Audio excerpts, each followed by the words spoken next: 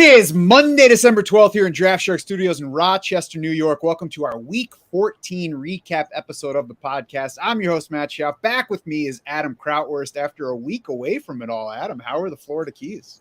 I don't know why I don't live there. I don't know why everyone doesn't live in the Florida Keys. I mean, so underrated. Outside of like hurricanes and like reptiles, I think, and that you can't sports bet down there. I learned that the hard way. I get down there, I'm ready to place by the pool, ready to place my World Cup bets. And I forgot we were down there last year. This year, say, you should have learned that during the playoffs last year. We were down there 11 months ago for the Draft Sharks get together, and so I had to go through my buddy. So that was a pain in the butt. But other than that, it was sensational. Nice.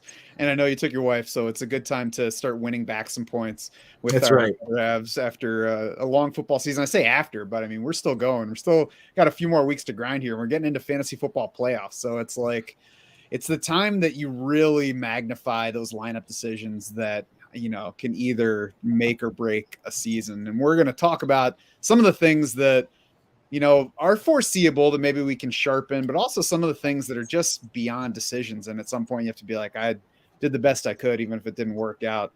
That's what happens. Let's start with the Bills-Jets game. Let me just say, thank goodness that Josh Allen is done playing the Jets, at least in the regular season this year, because yesterday we got 147 passing yards. We got 1 touchdown. We got 3 sacks. Did run for 47 yards and a touchdown. So he did reach 20 fantasy points, depending on your format. Not a terrible outing, but not a great passing day. No Bills pass catcher had more than 41 yards in this game. I'm glad we get no more Jets for these Bills players.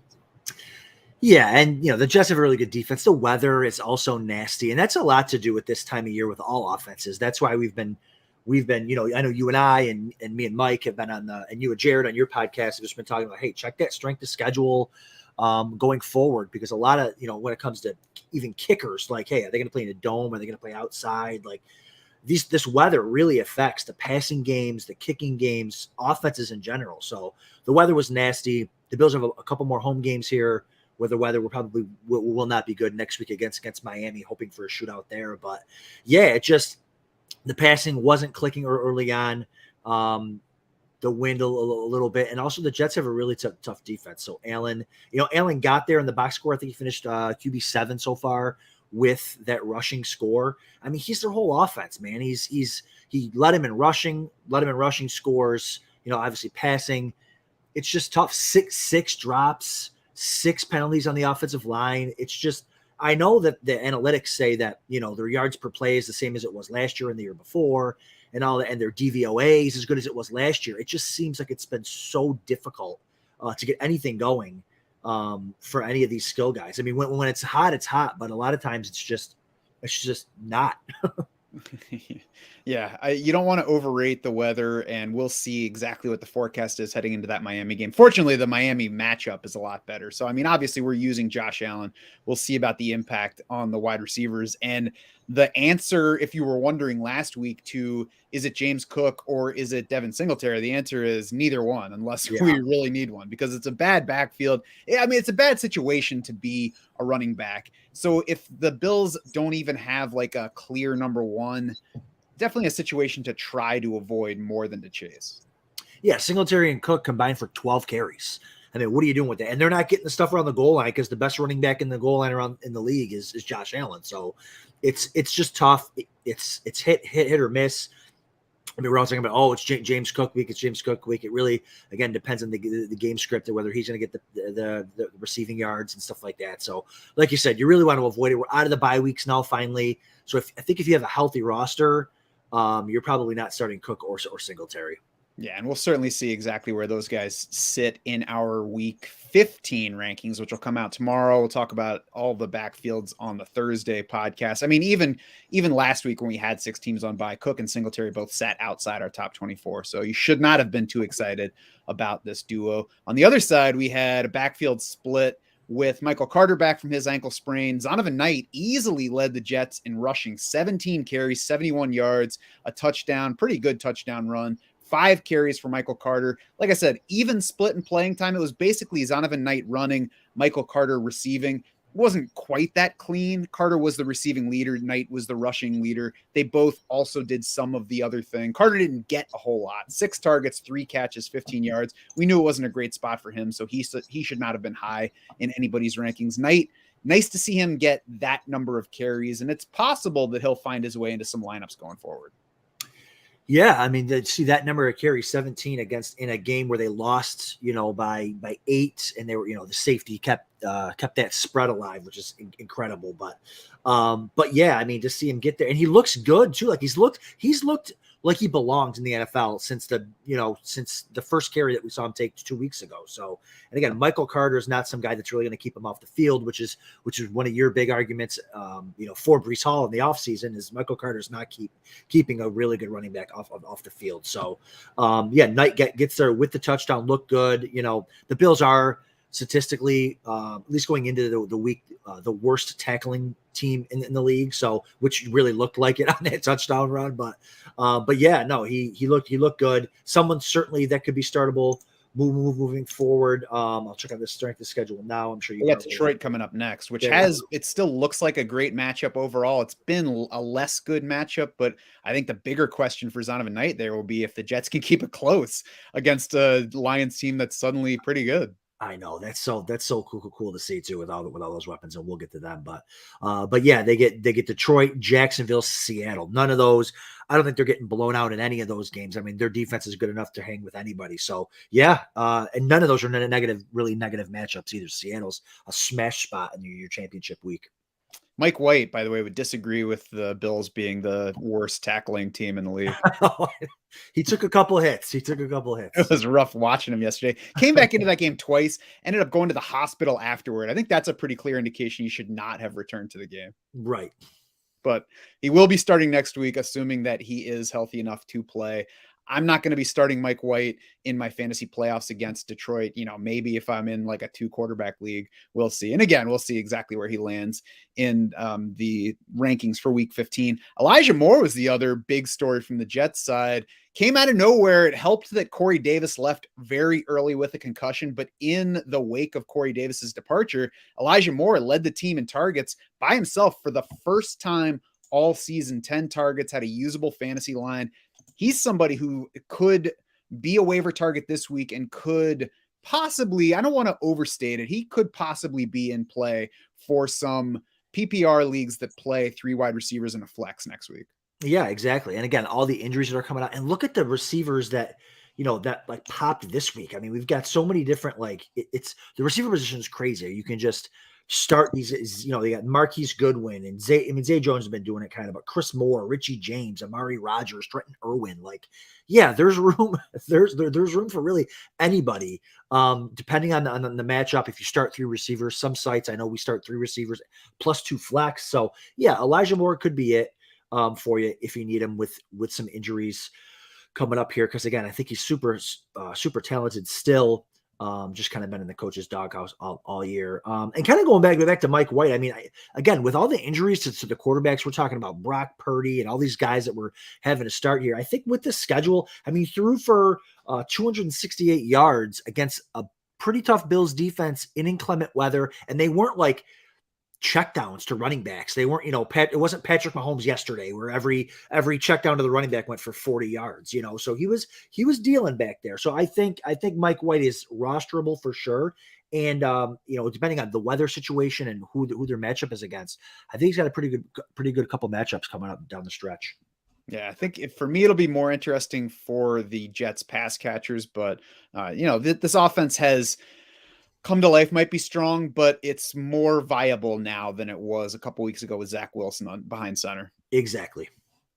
Bengals 23, Browns 10, and the Bengals are really trying pretty hard to make us hate T. Higgins because none of us had any reason to believe that he would not be playing at a normal level in this game. He did have a hamstring that limited him for a couple of practice days during the week, but carried no designation into the game. So there was no indication he would be limited.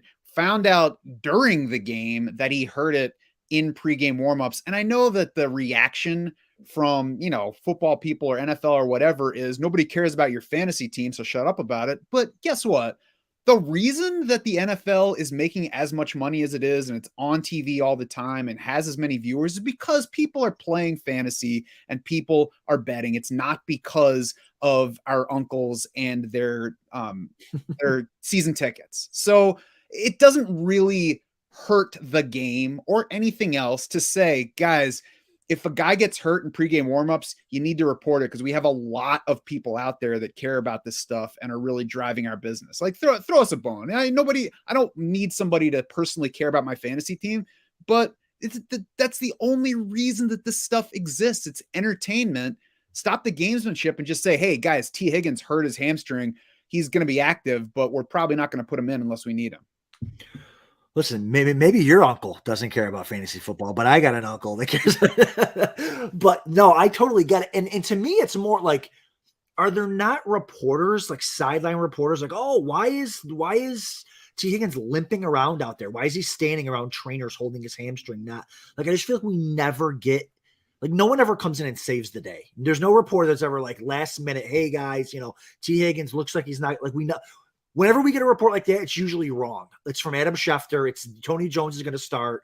It's all this other stuff that isn't correct. I think that's where my thing lies, and it just happens to be, it's always T. Higgins. It's always Mike Williams. It's like the same people that go in there and they just goose eggs when you need them the most. It's just so brutal in the biggest weeks of the year, but it's just the name. It's kind of been the name of the game. But we need reporters, team beat reporters to be better, and I don't know how we can make that happen. The only way to do it is for the league to legislate. You have to give this pregame report if somebody gets hurt in warmups. You have to announce it because we have people that care about it. The NFL is so worried about finding guys for jumping into the Salvation Army kettle or finding them because their socks aren't high enough. Like, this is the stuff that actually matters to people who are watching. And I know it sounds whiny and bitchy from fantasy people, but they're like that. Seriously, that's why we're watching these games. And if you make a wrong lineup decision and you lose, fine. If you make a good lineup decision, it doesn't work out, fine. But if you play somebody because you think he's playing and then he's not playing because of an injury that you had no way of knowing about, that's crappy, especially at this point in the season, especially when you're already taking 6 teams away from us with a ridiculous 14 bye. And especially when he's already done it before. I mean, come on, NFL. I know that we're not the only ones supporting you, but fantasy is a big driver in supporting NFL right now. So let's help us out a little bit. So beyond T. Higgins, who barely played in this one, we got Tyler Boyd left early with a dislocated finger. It looks like he's probably going to miss at least 1 game, might miss 2 games. So plan on not having him in week 15. That, of course, left plenty of targets for Jamar Chase. I mean, you were starting him anyway, so it's just a matter of him getting maybe even more targets than we assumed. There wasn't a whole lot else there. Like, Trenton Irwin caught a touchdown again because nobody else was left. Even he only saw 2 targets despite playing almost as much as Jamar Chase in this one. So I think, Adam, it'd be nice if we get Hayden Hurst back for week 15, and we'll see what the team reveals about T. Higgins heading into that game. Yeah, was that a flea flicker touchdown to Trenton Irwin? Yeah. I feel like the pass blocking on flea flickers is flawless. Like, every pass play should be a flea flicker. I've never seen a sack off of a flea flicker. These quarterbacks never have time to throw. They're running for their lives, but you run a flea flicker where he's got to stand there for 9 seconds, completely exposed, wide open. Everything works great. But I know the Panthers ran one yesterday where Sam Darnold ended up having to scramble and then throw the ball away. There you go. I missed that one. It wasn't on that. It wasn't on the red zone.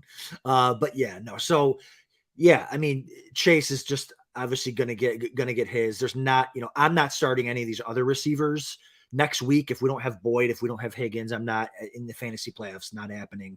But I just want to say Burrow, although his stat line wasn't incredible, 18 of 33, 240, 2 tutty, he looks like super healthy. Like the way that he's running and moving and, getting outside the pocket, not even that stuff, but like, and he had the knee injury a couple of years ago. And just to see him scrambling and running downhill, sliding, like he just looks like he's able to buy more time. He's able to get some rushing yards, and he just looks healthy. This offense is clicking when they have everybody there. This is an offense that I will probably be targeting quite a bit in these playoff challenges and stuff, because they look like they're like last year, right? They're peaking at the right time here at the end, and they could be a team that surprises some people. Since week 9, no quarterback has a higher Pro Football Focus grade than Joe Burrow. So things are certainly going well for him right now.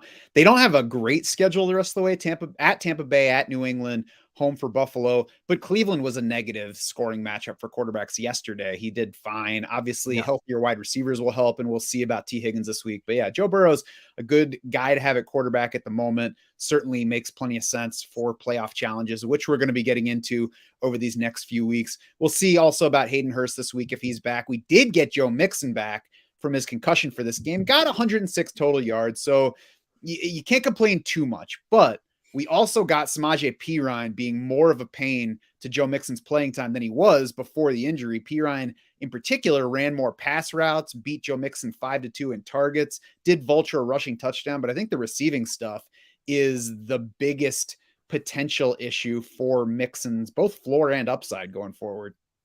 Yeah, and all we ask for really too in fantasy is competent coaching, right? And so we got a guy like Perine. Perine has looked fine when given the opportunity, with Mixon there, without Mixon there. So like if they're going to give some work to Perine, I know that's frustrating to Mixon owners, but at least it makes sense. If you're in the fantasy playoffs, you don't want to have to start a guy like Perine, but if you're stuck, I mean, you could do definitely worse. He got goal line work there. Scores a touchdown. He's involved in the passing game, especially here. He had 5 targets, and if there's these injuries to these receivers, well, he's going to see maybe even more moving forward. So I like Mixon too, fine going forward, but Perine is kind of a desperation flex, and might even be better than a guy like Jamal Williams going forward.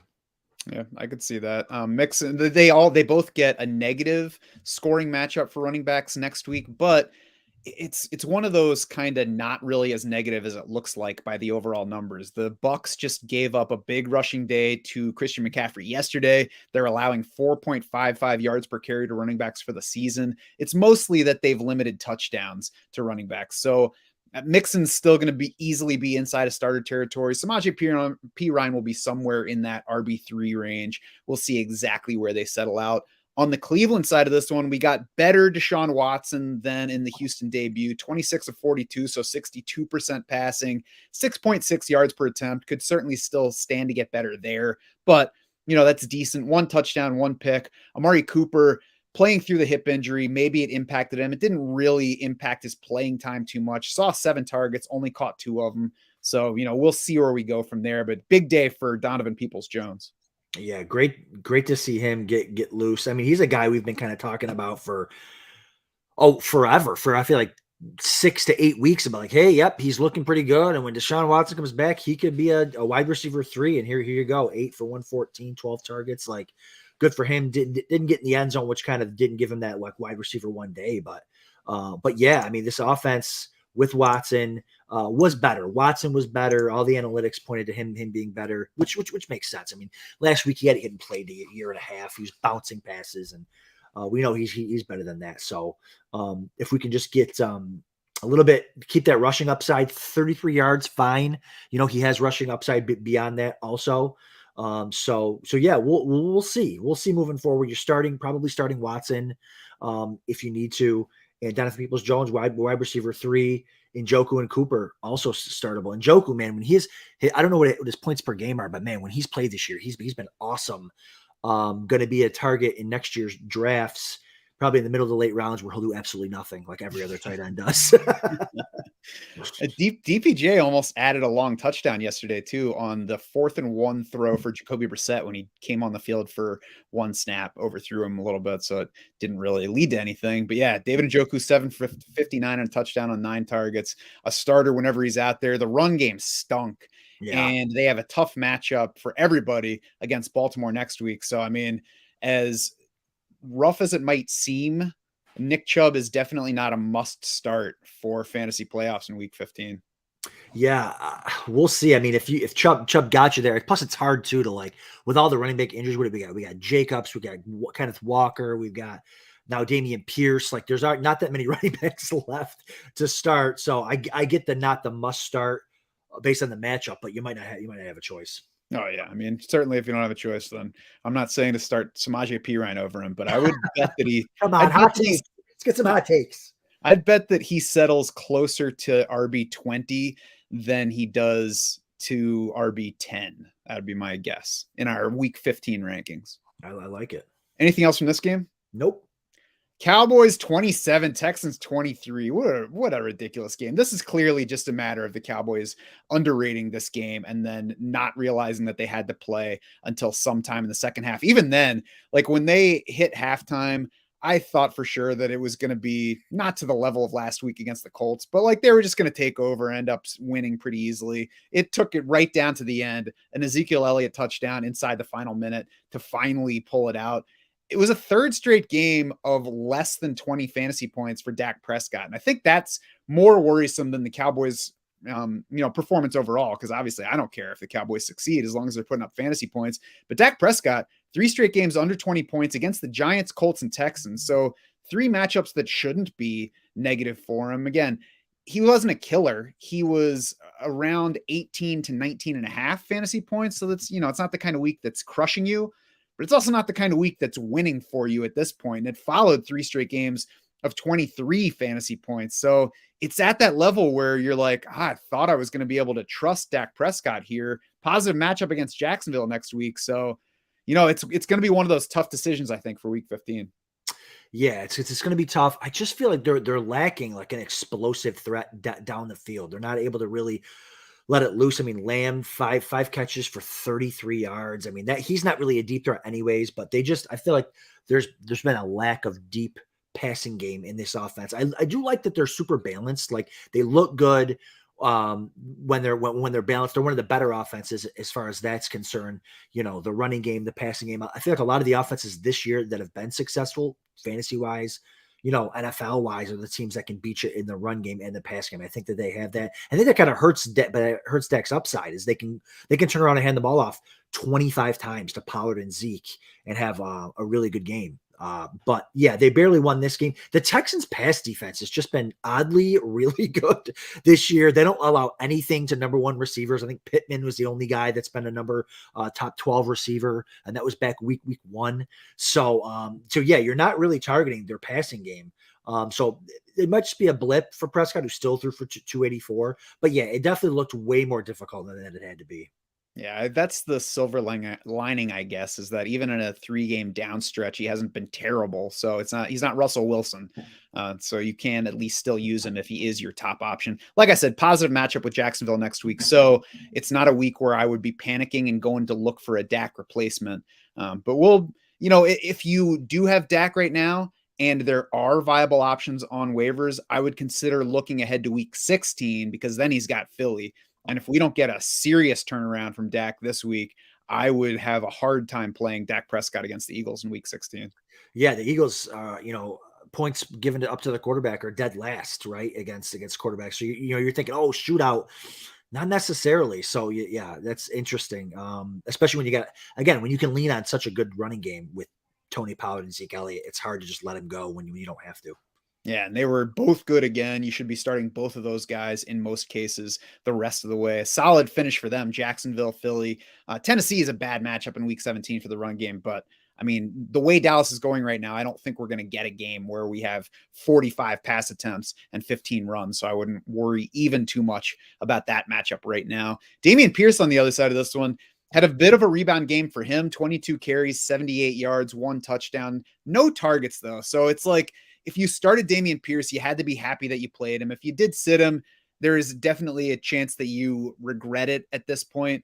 It still wasn't an awesome game. Like, this is what he should be doing. And the fact that he got no pass targets is very worrisome, especially because he was out there for routes. They just didn't target him on them. Also left this game in the 4th quarter with an ankle injury. So we're going to have to see where that one is. But at this point, you can't plan on having him, and we'll see what his status is for next week's game against the Chiefs. Yeah, and yeah, definitely. If you started him, you were happy because he scored. He got you there in that department too. And plus, it could have been a game that could have gotten out of hand, and then he wouldn't have been involved at all. But he was able to get to 22 carries. If he's healthy for next week, this is kind of the thing same thing you're hoping for against the Chiefs is, hey, let's keep it close where we can pound Dameon Pierce. But yeah, like you said, he left the game with an ankle injury. They haven't They just haven't. He's been fine. The O-line stinks when it comes to the run game. 22 for 78. It's just one of those games. It's one of those situations where he's just crashing into the line. There's no hole there. Everything that he gets is based on his talent. So again, not someone you're excited about, but and not someone you're really excited about to start against the Chiefs, because the Chiefs could get out against them and blow the doors off them. So yeah, we'll see. Hopefully he's healthy, because I know I got him on a couple of main event teams and a couple of teams on the stretch here where I just need to get a healthy running back in there. Yeah. Yeah. So we'll see where he's at this week. Certainly not going to be a good situation against the Chiefs. I think we'll get something short of the 17.5-point line that the Cowboys got this week, because it is at Houston, but I would bet on Kansas City handling the Texans a bit better than Dallas did this week. Chris Moore, 10 catches for 124 on 11 targets. I would not say go out and get Chris Moore, but I will say that if Brandon Cooks and Nico Collins are out again next week, Chris Moore could sneak into wide receiver 3 territory. It's not the first time that he's shown up for us. It certainly doesn't make him a lock, but he will at least be worth considering in what we do expect to be a game where Houston falls behind. Yeah, why can't we haven't gotten a game like that from Brandon Cooks all stinking season, and then him and he's out and they get one out of Chris Moore. Fine. He again rosterable certainly.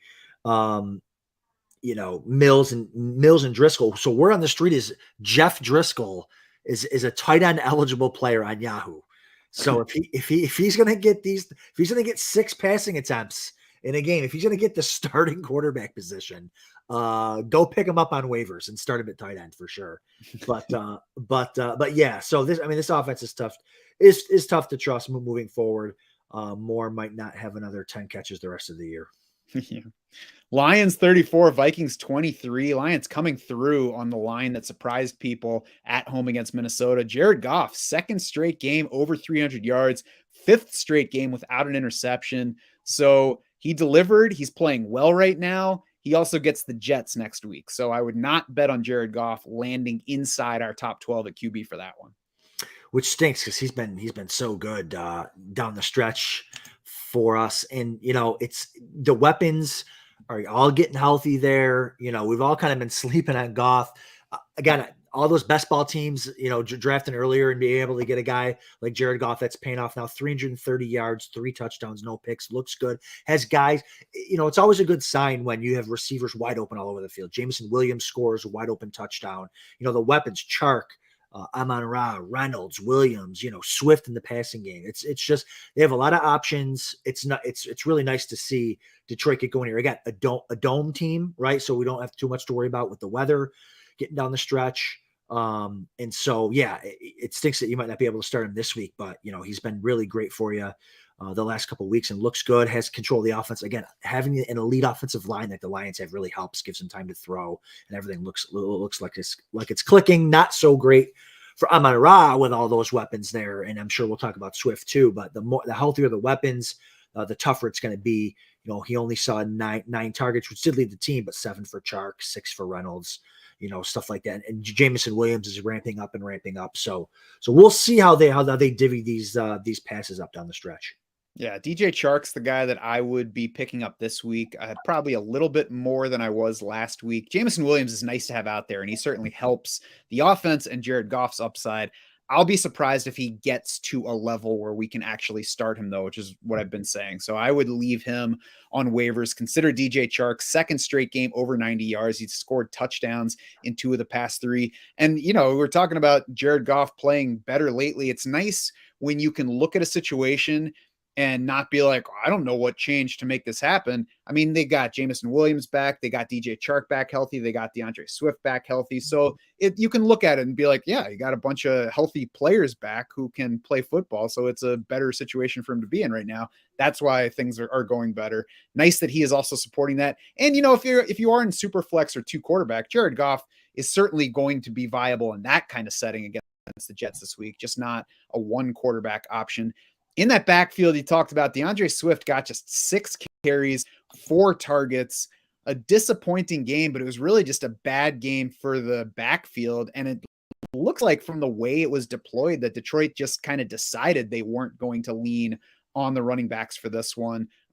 4 carries for Justin Jackson got annoying as well. He got the team's lone rushing touchdown, but it was from 15 yards out. So it's not like he stole, a goal line TD.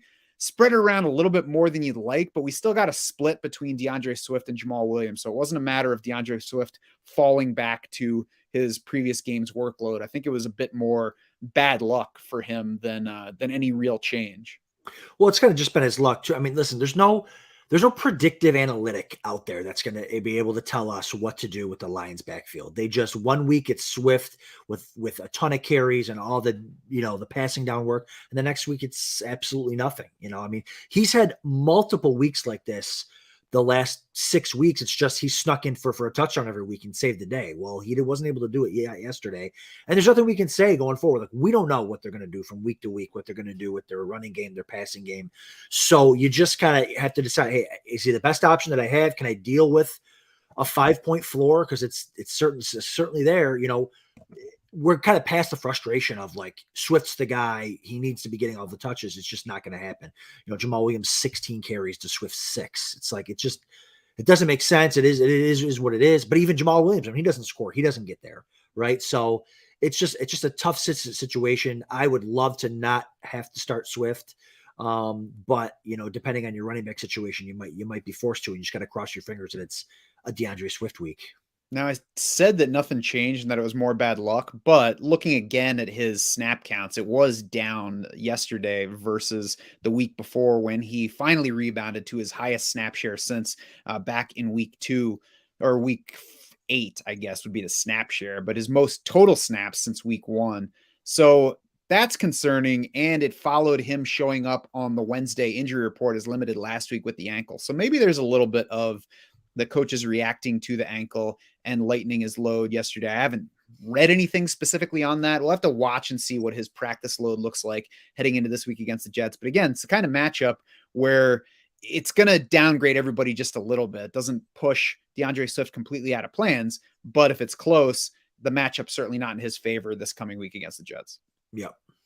On the Vikings side, we got monster games from Kirk Cousins, 425 yards, Justin Jefferson, 223. So my takeaway from there is I mentioned it on Thursday's show, that the Lions pass defense had been playing a lot better versus previous weeks. I said at the same time, I don't think that it's time to avoid players for this matchup at Detroit. And I think that's the takeaway is don't overrate the short range improvements on defense if both for the short range and if it's hard to put it numbers wise. So we still had Kirk Cousins on the bottom of QB1 territory last week. Obviously, he paid off in this matchup. So I would say the takeaway here more than anything else is don't downgrade quarterbacks, receivers versus these Lions over the next few weeks. Yeah, exactly. I mean, especially like your Justin Jefferson. Justin Jefferson just gets there every time, and he never scores. 6 touchdowns he has on the year. That's tied for the least amount of any of the receivers in the top 15, and he's wide receiver 1. He's just been so good. He had a long one that should have been a touchdown. They said he stepped out. He probably didn't step out. One of those toe tap type deals. But yeah, he's just so good. 15 targets. That's what we want to see. Hockenson dropped one as well this week, but. Yeah, I mean, you're starting your guys, Jefferson, Hockenson, Thielen now. Okay, touchdown finally. That's kind of where we like to see him there. Look pretty good. 7 for 65 and a touchdown. So yeah, you're starting your guys. It's fun to see too. Like, I know the defense is getting better, but the Lions' offense is awesome now. So it's like, all right, well, we can, if their defense improves, fine, because now we're going to get shootouts with the Detroit Lions, which is what we want to see. So yeah, you're starting all your guys here, anyways. Cook didn't look great. Does get the touchdown, also fumbled inside the 5-yard line, which stunk for him as well. So, but again, you're going to start you're going to start Cook moving forward. Madison still hasn't is a 0 unless Cook gets hurt. And it looked like that play where he fumbled, they were trying one of those jump pass things because I was watching that replay on NFL Network this morning, and he was like doing the stutter step as he gets to the line, like he was pulling up, and it looked like he had the ball trying to position it into throwing position in his hand, and that was how he lost it. One of those plays where you're like, what are you guys doing? Like, all the talent you have, you're going to try to have Dalvin Cook throw a touchdown pass from the 2-yard line. Come on. And what's more frustrating for him is he's been waiting for that his whole life, and he'll never get it again. That's it. It's over. 15 carries, 23 yards, 1 touchdown in this one. At least it's not a trend. He did go for 86 yards and 20 carries against the Jets the week before. We do get the Colts coming up the next week for the Vikings. They've been tough on the run for the year, but the Colts have also posted their 2 worst single game run defense DVOA ratings of the entire season, their last 2 games. So it's not the kind of matchup that should push Dalvin Cook out of starter plans, but it could be a challenging matchup for him. Yeah, especially a team coming off a bye, fresh, ready to roll. And then after that, they get like you said, the Giants, the Packers. So Giants are slightly negative, Packers are positive. So and that'll be outdoors in Green Bay where they might want to run the ball more. And the Giants, I think, are a fake negative. I would be ready to play Dalvin Cook in that matchup. And part of why we might think that's a fake negative is what the Eagles did to the Giants yesterday, 48-22. And it was really only that close because we got a Tyrod Taylor to Richie James touchdown in garbage time. The Eagles really did whatever they wanted to in this game. They attempted just 7 passes after halftime. It was in pocket at that point. Miles Sanders, 144 yards and 2 touchdowns on 17 carries. And Adam, if you just look at Miles Sanders' game logs, it looks like he's inconsistent. It looks like you can't count on him. But if you look at the specific matchups, it's actually the Eagles going with what the defense is giving to them. Like, they didn't have him run the ball a whole lot against Tennessee, who's league toughest against the run. They didn't have him run the ball a whole lot against the Colts, who have been tough on the run. He didn't run a ton against Washington. In that game, it's both a negative matchup and they held the ball a lot and had a lead on Philly. But then in the spots against Green Bay and against the Giants, when it's a favorable run defense, they got plenty of carries for Miles Sanders. He produced. So check those matchups going forward. They got the Bears in week 15. That to me looks like a matchup like the Giants were for them yesterday, where the Eagles will be able to do pretty much whatever they want to. Yeah, well, the Eagles can do pretty much whatever they want to do to anybody, and that's nice to have that type of offense where, hey, listen, we have an elite offensive line. We got a running back that's really good. So look, we can run on you. We have a quarterback that can run. We'll do that too. We got receivers galore. Dallas Goedert hasn't been around. Hopefully we get him back this week. That would be amazing. This offense is just so good. I've been doing a lot of these underdog playoff drafts, and it's hard to not want to take them all, but they're going to have a bye. So you can't take them all because then you're not going to win the first round, but it's hard to not imagine them not in the Super Bowl for the NFC. So they're really, really good. And moving forward, you're starting Miles Sanders, you're starting Hurts, Devontae, you're starting all the usual suspects. And if they can get Goddard back, that'd be great. They do have the Bears this coming week. They have Dallas after that, which has been a tougher defense unless you're the Houston Texans. We did get Miles Sanders 18 carries in the first meeting with Dallas. That's his 3rd largest work total of the season to date. So that should be a fine matchup for him as well. On the Giants side of this game, Saquon Barkley was limited with his neck injury. We had to know that was a possibility, but we never know going in exactly how much a team is going to limit a player, how much he's going to just command once we get into the game. For this game, we got Barkley, Gary Brightwell, Matt Breida all basically playing the same number of snaps. So, there were some lineup questions just before the game. Do I sit Barkley in case he's limited with the neck? That's the one kind of question that I think that we can't really answer. Like, I can understand trying to get somebody's opinion on that because you don't know what to do. But the truth is, I never know really what to do on that front unless we hear something from coaches saying that a guy is going to be limited.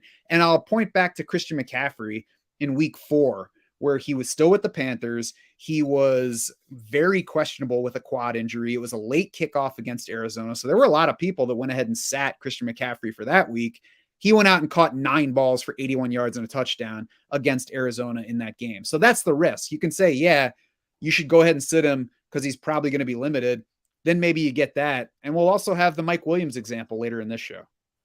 Yeah, exactly. And it's just sometimes you're forced to do it. Other times you're not. And I was talking to Mike Schultz before the game, setting some lineups. And I know he was on benching Barkley just because of this chance, So, and plus Barkley hasn't been great the last month. I mean, he's the whole offense, and everybody knows it. So it's like you don't know what to do there. Do you start the guys going to get all the touches, or do you not? Because I mean, there's been plays this year, even yesterday, he's running, arrow routes out of the backfield. He's double teamed because no one's afraid of Hodgins or Richie James or Slayton. Like nobody's afraid of these guys. So, overall, the Giants the Dable's done a really good job with this offense, though. Overall, I mean, the lack of talent on this offense and to be able to get what they've gotten out of them has been pretty impressive. But yeah, Barkley's going to be tough down the stretch with him being the only guy there and teams stacking the box and teams, being all over him. I mean, he had 2 catches for 20 yards, which is nice, but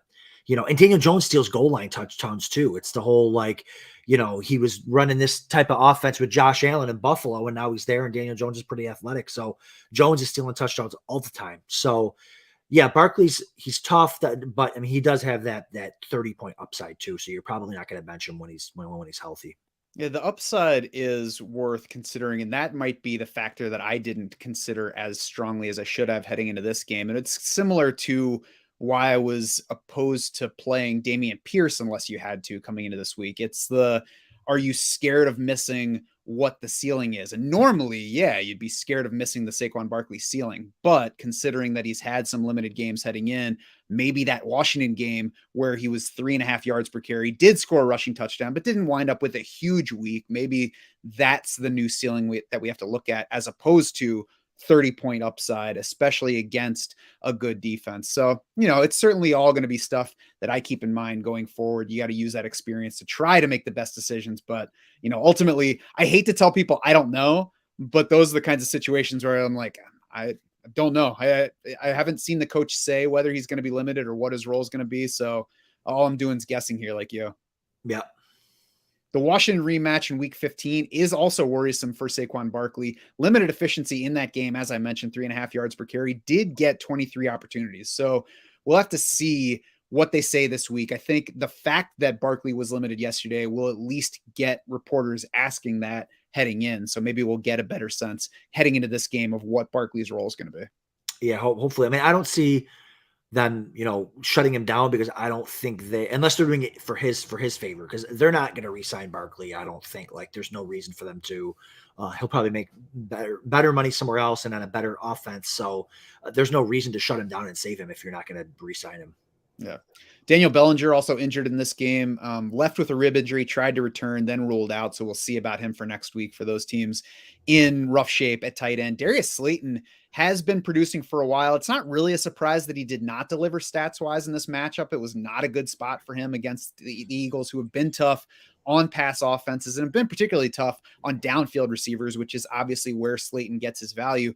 But what stuck out to me is that Slayton finished 3rd among Giants wide receivers in routes in this game, behind Richie James, behind Isaiah Hodgins.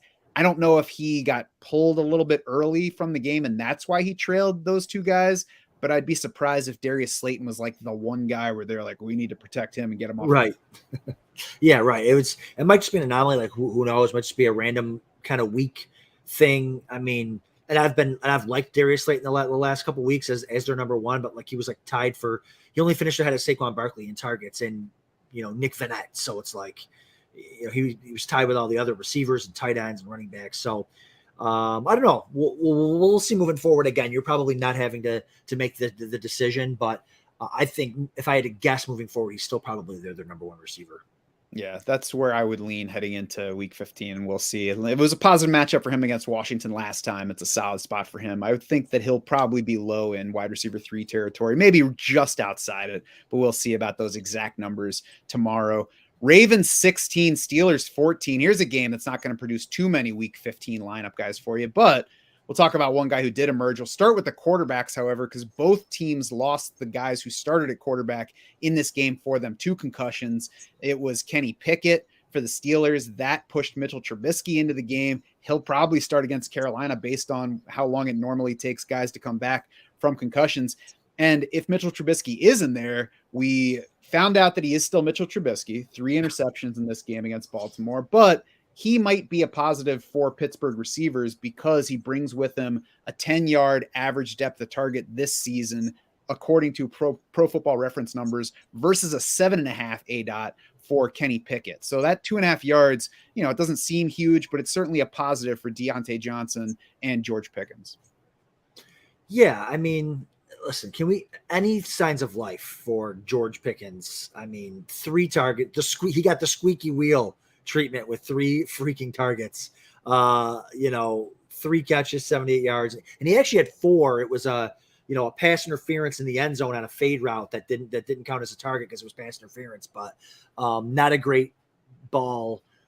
So I mean, he deserves better. He deserves more, but I think we're kind of stuck with this 3 or 4 catches for him, 5 or 6 catches for Deontay Johnson. No one's scoring a touchdown because they can't. They're allergic to it. So, but yeah, Trubisky at least gives some passing upside, yardage-wise, at least to some of these receivers. Plus, he gives you a better chance to fall way behind and then have to load up on targets. Perfect. I think that when you're a rookie playing for Mike Tomlin, you get the shut up rookie treatment as opposed to the squeaky wheel treatment. Yeah, maybe. On the Baltimore side, we had Tyler Huntley go down with the concussion. Anthony Brown is probably going to be the QB starter against Cleveland next week. But more importantly, we had J.K. Dobbins come back from getting his knee scoped. And, they said going into the game that Dobbins looked better than he did before the knee scope, that he's running better than he was because he got some scar tissue cleared out. He certainly produced as such, 120 yards and a touchdown on 15 carries, led the backfield.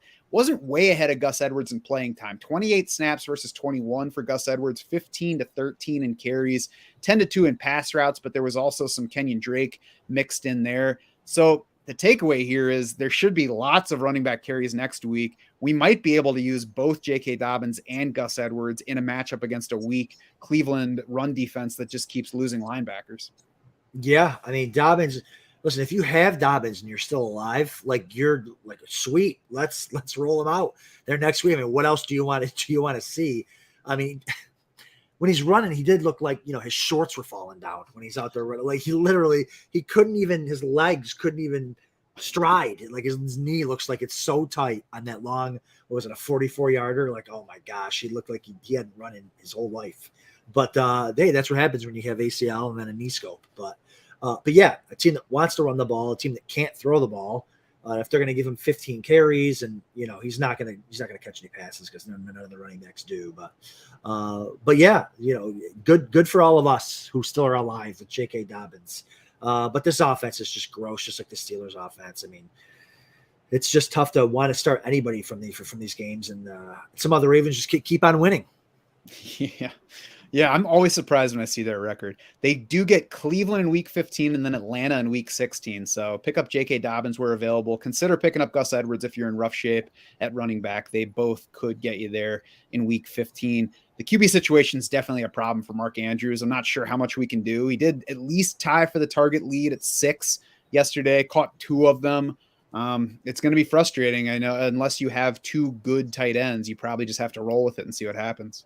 Yeah, I mean, he's getting the volume, he's getting the targets, he's getting the route participation. He's it's all there. It's just the passes aren't catchable. It's Huntley, it's Brown. Although he had a sweet string with Huntley last year where he was clicking. In fact, he was better in points per game with Huntley, I think, than he was with Lamar last year. So we'll see. But yeah, it's just one of these offenses that probably isn't going to win you a lot of money.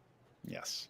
On to the Jaguars 36, Titans 22. Trevor Lawrence, questionable with a toe injury coming off a disappointing outing at Detroit. So, of course, he delivered a season-high 368 yards in this one. Second game in the past 3 weeks, over 300 yards, and with at least 2 touchdowns. Passer rating over 105 in 4 of his past 5 games, and he trails only Joe Burrow in PFF grade among quarterbacks since week 9. So Trevor Lawrence is rolling right now. It did not get Christian Kirk there for a change, but that's because Evan Ingram and Zay Jones were taking everything. So why did you wait 45 seconds to mention Evan Ingram's name into this intro? Because he waited 12 weeks to do anything for me. What do you mean? He's tight end 4 in fantasy on the season. What a year. What a hit for DraftSharks.com. Yeah. I mean, perfect timing. All the best balls. Listen, if you don't have any teams alive left with Evan Ingram, which I happen to have, but if you don't, go look at your best ball teams, man. Evan Ingram was there everywhere. Got me into a couple of dead underdog tournament teams. There's Evan Ingram for 44 points or whatever it was. But yeah, great to see. We knew the talent was there. Just throw him the stinking ball. 11 for 162 and 2. Awesome for him. Great for Trevor Lawrence, who was allergic to touchdowns this whole year. Since week 9, he's been great. 368 and 3. Good for him. Offense is clicking. It's always kind of somebody different. This week was Evan Ingram. Zay Jones has been kind of hitting every other week in there. Kirk started hot, then had a lull. He's kind of been a roller coaster all year. I wouldn't be excited to start him, but it's usually one guy every week that Lawrence can get there. So the offense is clicking, and hey, they're not out of the playoff hunt yet. They're gonna get in there, and they're gonna keep pushing to win, which is good. Their division's terrible, so they have a shot. And if this offense can click, we'll watch out down the stretch. They get the Cowboys and Jets these next 2 weeks, which have been the second and fourth worst QB scoring matchups for the season by our adjusted fantasy points allowed. So I want to like Trevor Lawrence in week 15. I'm not sure yet where he's going to land. I'm not sure yet who I would start between Trevor Lawrence and Jared Goff. I think that I would lean Trevor Lawrence at the moment, but that's going to be one of those that I have to look at more numbers once we get our week 15 rankings put together. Yeah, exactly. And it's even for other positions, it's not great too. Like, look ahead to the tight end, like, hey, what can Evan Ingram do for me? Dallas is a super tough matchup against tight ends. Jets, neutral. Houston's a nice matchup final week. But yeah, that Jag Houston game might be the $1 million winner at the end of the season that we were all expecting was going to be. Or maybe it's that Detroit Chicago game with Justin Fields and all those Lions that we're playing now. Exactly. That was one of those that was like a sneaky week 17 target game for best ball drafting in the offseason. I'm trying to wait until tomorrow after we're past this Monday night game to actually count up the advance rates. But it's getting to the point in the year, Adam, where it's tough for me to stay patient on this stuff. I know it's fun to kind of dig into. Like I said, I always wait till the end, and I just started. Like I remember texting you guys this morning, like, "Hey, are the rankings? Somebody tell me the underdog rules. Are the underdog rankings live? Like, am I actually through in all these leagues, or do I have to wait till tomorrow?" So that was cool to see. Let me ask, do you have Evan Ingram? Then yes. Oh, yeah. Travis Etienne, by the way, was the one guy who definitely didn't get it done for the Jaguars yesterday. It was a predictably negative matchup, but it just highlighted that they also don't use him as a receiver, which, Travis Etienne, you would think, okay, he's a guy that's going to run the ball in positive rushing matchups. And when we don't have that, they should be throwing him the ball 6 or 7 times, but it has not happened. Yesterday was 0 targets among 42 attempts for the Jaguars, and he ran 25 routes. So it's not that he's not out there for passing plays. It's not that somebody's replacing him. He's out there. They're just like, we got plenty of guys that are a little further downfield. We're going to throw it to them. And like I said, it lowers the floor. It lowers the ceiling. It hurts Etienne's safety. And the next 2 matchups are not good for him either. Cowboys and Jets, both negative for running back scoring. Yeah, I mean, it's just tough. It's one of those situations where, other things are clicking and, schedule is difficult. And maybe he's just, I'm not saying he is or isn't, but maybe he's just not an elite back anyways. So things have to kind of go right for him in that situation. But yeah, didn't look great. He hasn't looked great at like a ton this year. He's really been spotty. It's kind of interesting. Like when he gets out in space, he can look really good, but other than that, he can kind of be bad. So we'll see. I mean, the Titans' run defense is really good. So, like you said, the schedule, the defenses, and how they're clicking everywhere else is going to really affect him down the stretch. The Titans, on the other hand, got a nice rebound for their running back, which is very good to see. Fortunately, Derrick Henry had gotten to the point where you probably still had to start him. You were just like, oh, please, Derrick, please show me that you're alive. And he did. 17 carries, 121 yards, 1 touchdown, also 3 catches for 34 on 5 targets, getting the kind of usage that Travis Etienne, you would think, should be getting on the other side. But it was especially nice to see from Derrick Henry because the next 2 weeks have the Chargers and the Texans, which should be absolute blow-up spots for Derrick Henry. So you should be ecstatic right now if you're in the playoffs and you have Derrick Henry. Yeah, only 2 yards in the second half yesterday for Derrick Henry. He was about to go for 40 points. I'm not sure what happened there. If they fell way behind, clamped down. Yeah, well, that's what happens when your whole offense is run behind a big running back like Henry. Then you're in big trouble when you can't throw the ball. I mean, they didn't have their number 1 receiver, Burks, but Chiggy Okonkwo got there, which is nice to see for all the for all the people out there who love Chiggy Okonkwo. But yeah, he's a guy that you can start when Treylon Burks is not around. He's probably the most explosive playmaker. So in the passing game. So yeah, I think you continue to start him with Burks out as a low end tight end one, because what are you comparing him to? There's like nothing else out there. So grab those guys that are athletic and can explode. Yeah, had seen an elevated role the previous 3 games. It was nice to see him get 6 catches, score a touchdown. They've been trying to get him the ball when he is on the field, and that's been happening more lately. So might even still be viable with Treylon Burks back in there. Austin Hooper, though, is still plenty involved. That hurts a little bit. He had 5 catches, so they both got it yesterday, but there's room for that to change in any given game. We also had 5 catches for Robert Woods. Obviously, it's still not a passing game you really want to target unless you need to, and we'll see when Treylon Burks is ready to come back from his concussion, exactly what that means for everybody. But they got 254 passing yards, 2 touchdowns from Ryan Tannehill, solid passing outing in that one. And, we'll see what we can use from that going forward, but we should be run heavy against the Chargers in week 15. Yeah. And the Jags pass defense is terrible. Like this was a smash spot. So everybody even if you were forced somehow to have to start Robert Woods, you got you 10 fantasy points, like fine. But you look at the rest of the receiving, it was tight end, running back. Like those were the guys that were most heavily involved. I think when Burks gets back, I would love to see him. I think it was a concussion, right? So he's probably only going to miss one week, come back, and I'd love to see him get going again. Mm-hmm.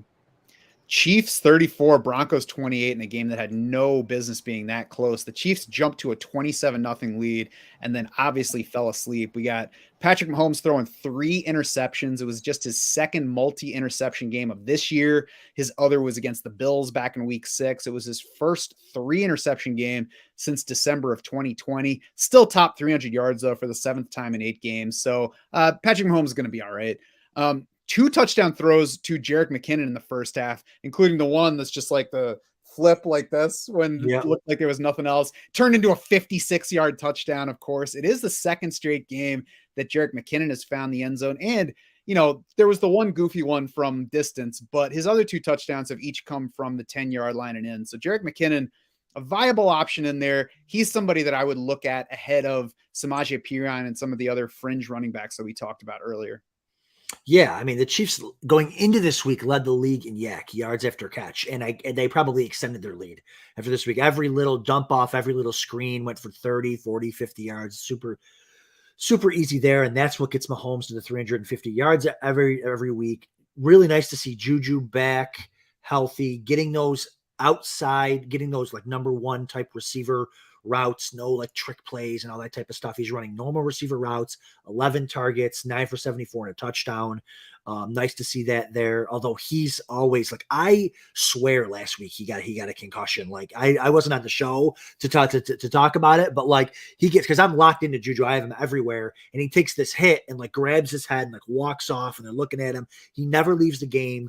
But he also doesn't, I think he maybe gets like 1 more target the rest of the game. So he's always like, and he's had 2 concussions this year, 3 or 4 in his career. So he's always 1 hit away from leaving the game, which is tough. But in an offense like this, you're going to start him going down the stretch. Probably Kelsey's been disappointing the last 2 weeks.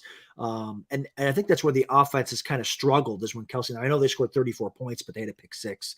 So they did score less than 30, and the offense just didn't look right. Again, it was a lot of screen passes to the running backs and stuff like that.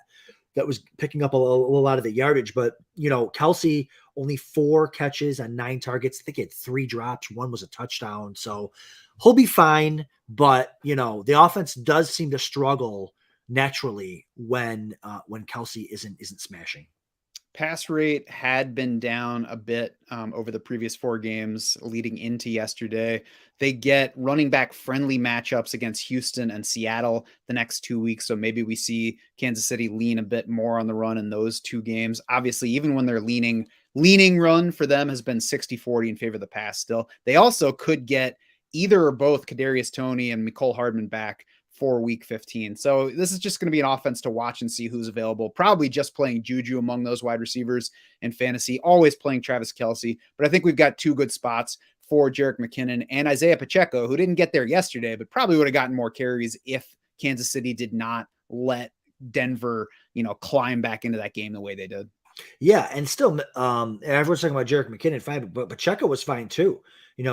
Averaged over 5 yards a carry, 70 yards rushing, got 3 catches for still got there fantasy wise for you without the touchdown. So I think Pacheco is still a guy that you're okay with starting down the stretch. And if you get an injury to McKinnon or vice versa, that one running back could absolutely smash. Of course, the Broncos clawed back in the way we all expected them to. 3 touchdowns for Jerry Jeudy and a 60-yarder for Marlon Mack out of absolutely nowhere. Now, Marlon Mack is, I guess, somebody to be semi-aware of because Mike Boone left this game with an ankle injury that had him on a cart. So it doesn't seem to bode well for him coming back. Latavius Murray was still the clear backfield leader. So we're getting a little bit late in the year for Marlon Mack to actually be a factor, but at least worth taking note of for deeper leagues. I think maybe the biggest surprise for me is that Russell Wilson is actually still capable of throwing 3 touchdown passes in a single game. Yeah, it's nice to see, my guy, our guy, whoever, Jeudy, 9 targets, 8 catches. He gets his chance without Cortland Sutton. So this just, kind of back to August where is it Sutton? Is it Jeudy? Sutton had his opportunity without Jeudy and did nothing. Jeudy gets his opportunity. 8 catches, 73 yards, three touchdowns, almost gets kicked out of the game before he can do any of that. I don't know if you saw this. Mm-mm. He's like, there was a play before he scores even his first touchdown on like a drag route on 3rd down that they throw somewhere else.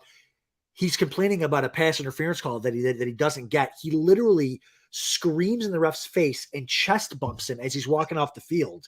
And I saw this after the fact. Like he could have easily been thrown out of that game. He's a psychopath. But 8 for 73 and 3 touchdowns. Thank God that the ref did. And I'm always on the ref's case about overreacting. You can't celebrate. Every quarterback that gets tackled is a penalty. And Jerry Jeudy screaming at you and chest bumps you and you don't throw him out of the game. He must have had him on his fantasy team. That's all I'm going to say about that. There you go. We had a good matchup for Greg Dulcich as well.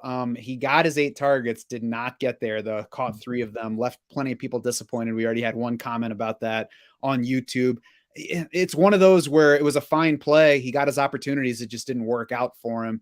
Another good matchup for him next week. You mentioned Cortland Sutton being out. We'll see about Cortland Sutton for week 15 against Arizona. It's likely going to be Brett Rippon at quarterback. I'm not sure how much of a difference that makes versus what we've been getting from Russell Wilson ahead of yesterday. So I guess we basically just have to wait and see on all these things. But my takeaway would be don't give up on Greg Dulcich just because he let you down yesterday when the conditions were right for him to do much better.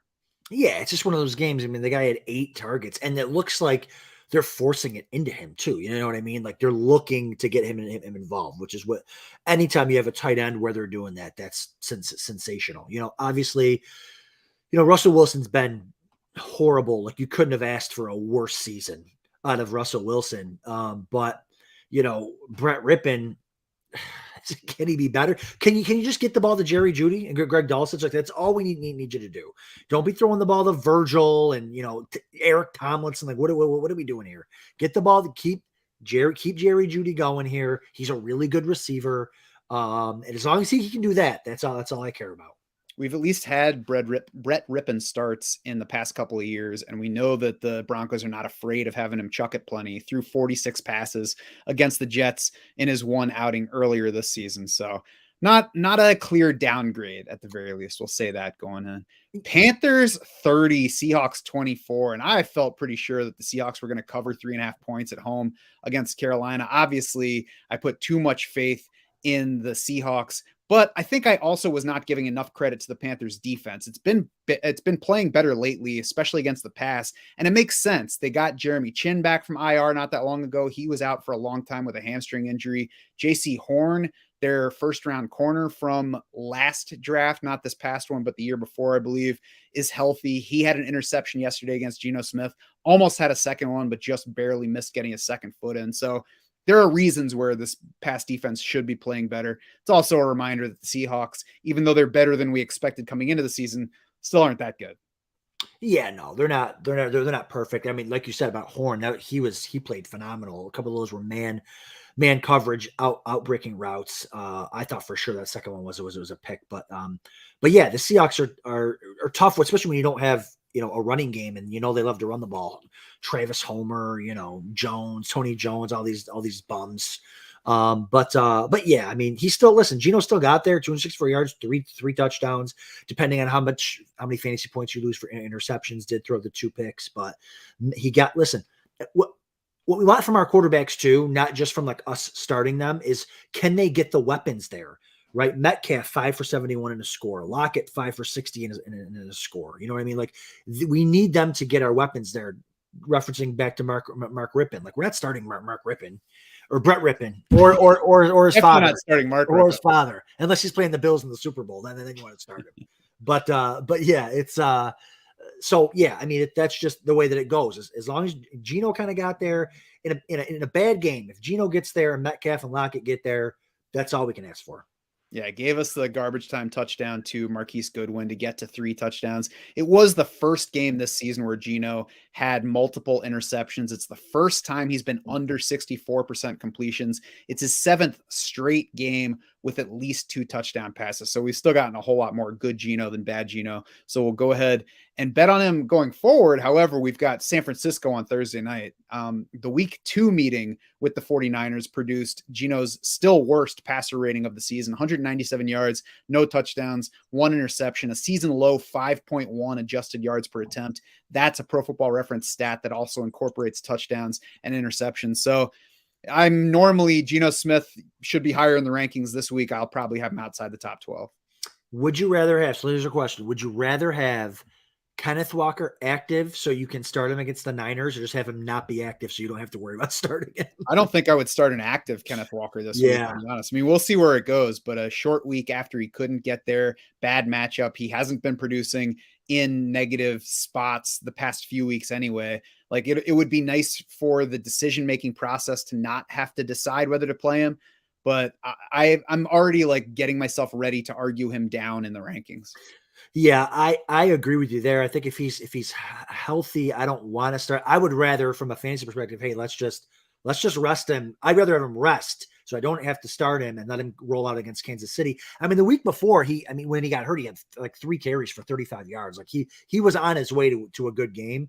It's just he got hurt in a bad spot there. But yeah, no, I probably don't want to start him, so I'd rather just have him rest and not get banged up. Yeah, and we're certainly not playing anybody from this backfield if there's no Kenneth Walker, as the Seahawks showed us yesterday. Back on the Carolina side, we had 39 running back rushing attempts in this game versus just 24 pass attempts. Deontay Foreman led with 21 carries, just 74 yards, so not great efficiency. Also donated both of the rushing touchdowns, one to Chuba Hubbard, one to Rashid Blackshear, as we all predicted. We had 14 carries for Hubbard for 74 yards in the touchdown. Blackshear carried just 4 times for 32. It is a little bit too much sharing for us to like Deontay Foreman, at least outside of non-PPR formats, and the remaining matchups aren't awesome for him. Steelers, Lions, Bucks the next 3 weeks. Blackshear, former Bills running back, would also be the best running back on the Buffalo Bills if he was there. But yeah, I mean, this is a backfield that you want to have pieces of because they want to run the ball. I mean, my gosh, 21 carries for Foreman, 14 for Chuba Hubbard. Guess who played against Chuba Hubbard in a $5,000 fantasy football playoff league this year? Me, I did. Guys to start Chuba Hubbard. He has the game of his life, 74 and a touchdown while splitting carries with Deontay Foreman. But I'll tell you, Foreman looked good. He looked good. I mean, I know that the yards per carry wasn't there, but it was for Chuba Hubbard. But Blackshear, 8 yards a carry. And I know yards per carry isn't the end all be all, but they just look solid, always gaining yards. They use them around the goal line. So you don't want to have to start either one of them, like you said. But hey, you could do worse than 21 touches or 21 carries or 15 touches down the stretch from your running backs. Tough one for DJ Moore. Stinking three targets. He had an ankle injury apparently during the game, which stinks because I was so looking forward to this. This is like the first bad game he's had with a quarterback not named Baker Mayfield this season. So I was looking forward to him against the Seahawks coming out of the bye. And he just was a goose egg in the late season push for the playoffs, which absolutely stinks. Yeah, in for an MRI today on that ankle, so we'll have to watch and see about him. They've got Pittsburgh next week, which is a positive wide receiver scoring matchup, one of the best in the league for the season. So we'll have to see where DJ Moore's at. It's not trending toward him being a good play there. The backfield, like you said, it's a backfield that if you have to play one of them, it's all right. And Pittsburgh hasn't been a great matchup for running back scoring on the year. But we did just watch them give up plenty to J.K. Dobbins and Gus Edwards. So there will certainly be plenty of teams where it makes sense to start either Deontay Foreman or Chuba Hubbard for this one. Yeah, exactly. And the Steelers, there's no way the Steelers are going to blow them out. So they might even crush the Steelers for all we know. Like this, you might get this type of running game again next week against a team that's not great against the run. So yeah, you might be starting them. 49ers 35, Buccaneers not really there. Big game for Christian McCaffrey, 119 yards and a touchdown on the ground, a 27-yard touchdown catch. We also had Jordan Mason as the clear number 2 running back again, 11 carries, 56 yards. I'm going to guess that he doesn't get that much normally. They were controlling this game, obviously, as you can tell by the score. And Deebo Samuel, of course, the big story here, high ankle sprain, probably out for the rest of the fantasy season at least. Yeah, that's brutal. I mean, again, a guy that wasn't having a phenomenal, it wasn't having this season. Even some of the haters expected him to be a little bit better than he's been. But listen, now Christian McCaffrey, he's had kind of an up and down year, whatever. He's the 101. Now he's going to head into the fantasy playoffs here with all the touches and all the receptions in the world. The offense is going to go through him. What a crazy year, right? You start on the Panthers, you come over here to the Niners where it's like there's so many weapons. And now with the injuries to the quarterback and the injuries to Deebo, like now the whole offense is through Christian McCaffrey and probably Brandon Ayuk. I mean, I would love to say start George Kittle, but, the guy hasn't done – I feel like the guy has just not done a ton in 2 years. He had like a 3-game span last year where he was insane. And he hasn't done a lot this year, but maybe when you consolidate this receiving core now with McCaffrey and Ayuk and Kittle, they're probably the only pieces there. It probably elevates all of them. Well, we also have to expect San Francisco to run the ball as much as it can with Brock Purdy at quarterback. I mean, great story, him winning a game and them dominating Tom Brady, but he only threw 21 passes in this game, 16-21, 185, 2 touchdowns, 2-yard scramble for a touchdown. So a much better fantasy day than any of us would have guessed, but it's not going to be a great situation for either Brandon Ayuk or George Kittle. We should certainly expect plenty of targets for Christian McCaffrey relatively, talking about target share here, but again, they're playing Seattle on Thursday night. So I would be surprised if we get more than like 24 San Francisco pass attempts in that game. So not a great volume spot for any of those guys. Yeah. I mean, listen, if you're in the fantasy playoffs with Christian McCaffrey, like he's the RB3 right now with the way that this offense is kind of looking with injuries and stuff like that. I could certainly see him finishing RB1. I mean, he's only like 25 points behind Eckler. Although Eckler the whole offense runs through Eckler. I mean, every play, the first quarter, like every single play was to Austin Eckler. It's crazy. But yeah, if you've got Christian McCaffrey, man, he could be a league winner. And it's hard to say when you're the first pick in the draft. I was watching this game with McCaffrey in a lineup on a team that could stand to fight for some better playoff positioning. And I watched him almost break a long touchdown early. And then, of course, Deebo runs in the next play from 15 yards out. I'm like, all right, great. And then the next drive, we had Brock Purdy scramble in for a touchdown. I was like, oh, come on. But then, of course, I stayed patient. We got there. And I agree that we're in good position with McCaffrey the rest of the way. Yep. The Bucs stunk all over in this one. The RBs did split work again. We had 13-4 carry lead for Rachaad White, but Leonard Fournette led in targets. So I think we should just treat them as basically workload equals going forward, and we'll see where things are on the health front. Overall, the targets were spread around. Mike Evans lost a long touchdown to a holding penalty. It was certainly a legit holding penalty, but he was also open like almost as soon as that route began. So there was plenty of room for that to be a touchdown and to make his fantasy day. We didn't get it. We, of course, did get Russell Gage catching the only Bucs touchdown pass. I guess that's what you want to call that, freaking off Chris Godwin's freaking chest.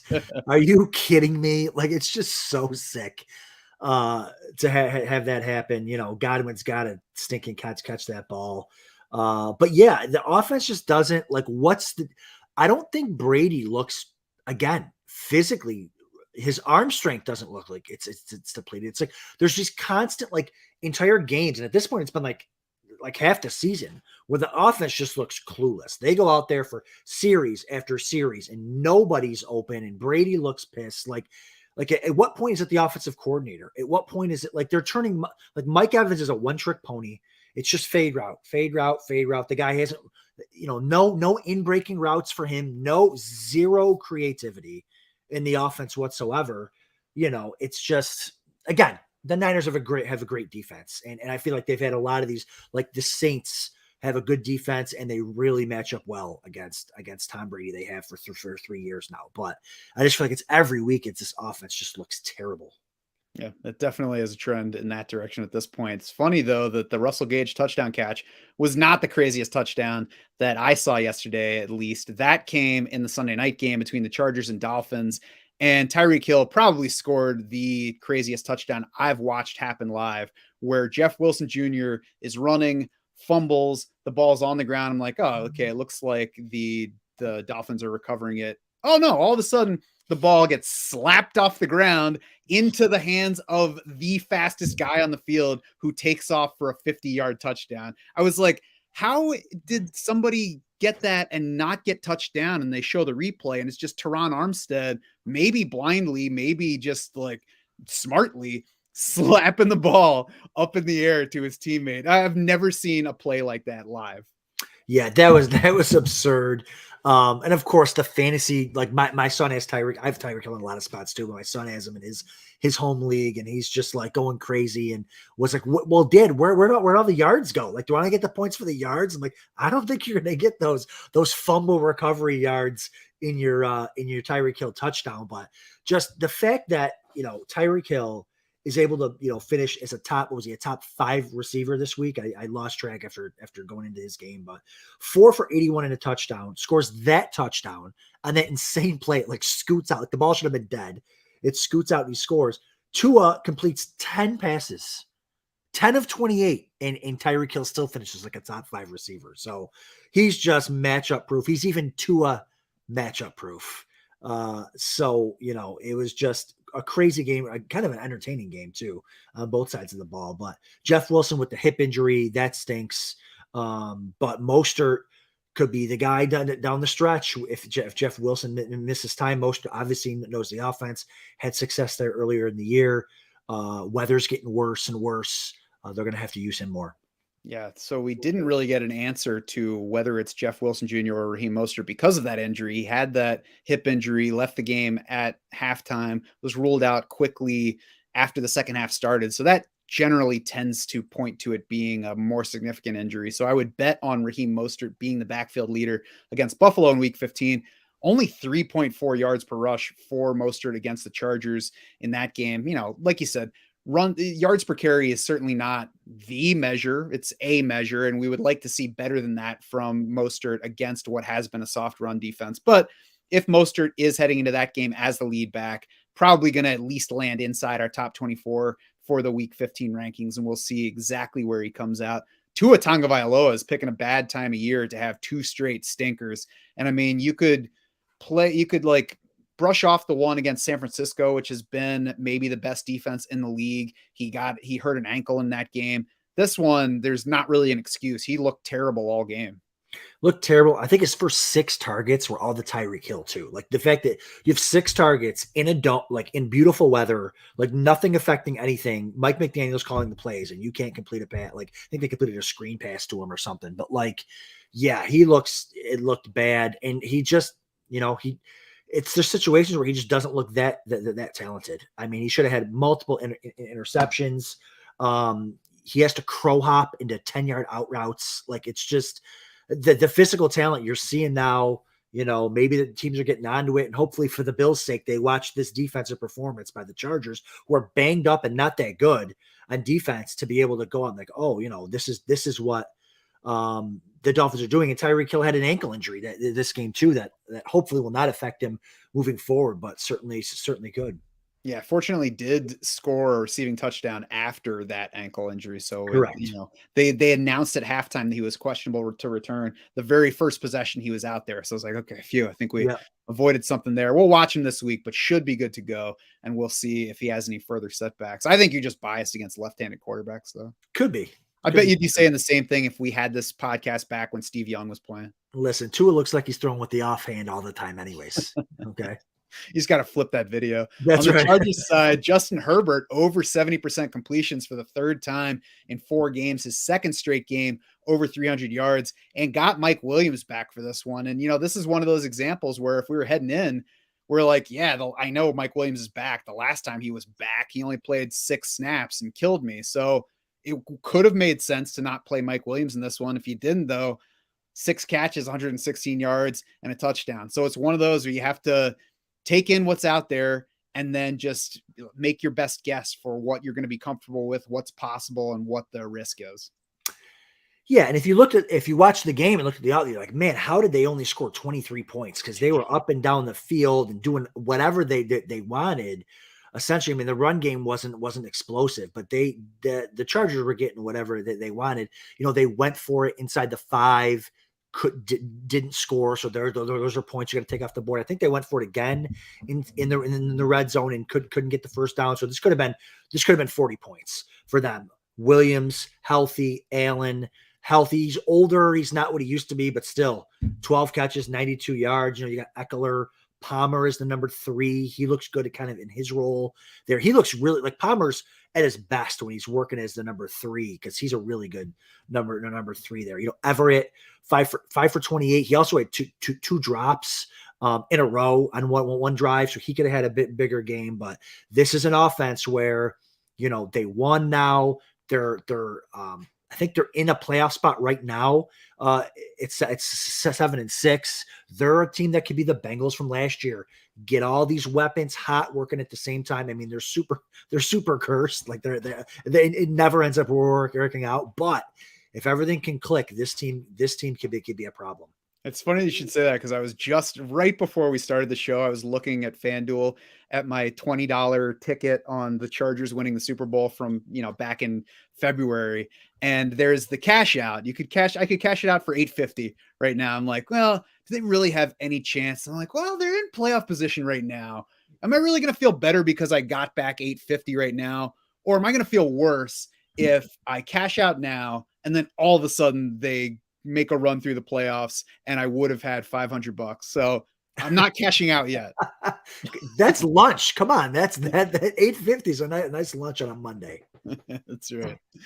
So we'll see what they have into the playoffs. But you're right. Right now, they're in the final position in the AFC. We'll see if they can hang on. We'll see if they can keep guys healthy heading into the playoffs. That is going to do it, though, for this episode of the podcast. If you're looking for more action before the end of Week 14, you can check out my DFS Showdown article for tonight's game on DraftSharks.com, where I highlight the top values based on our projections and showdown salaries on DraftKings and FanDuel. You can also hit the link at the bottom of this podcast post to jump into underdog pick'ems or sleeper over-unders. You can get your first deposit matched on either site 100% up to $100.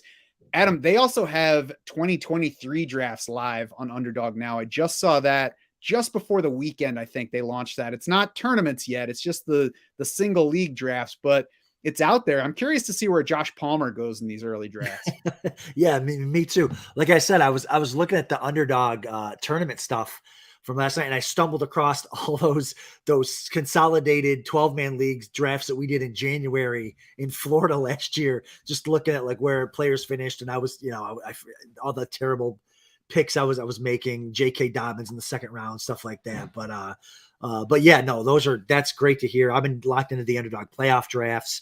I did 3 of them last night, actually, after this Monday night game, getting some cheap Charger stacks now that they are looking good kind of to make the playoffs here. So fun drafting times ahead of us.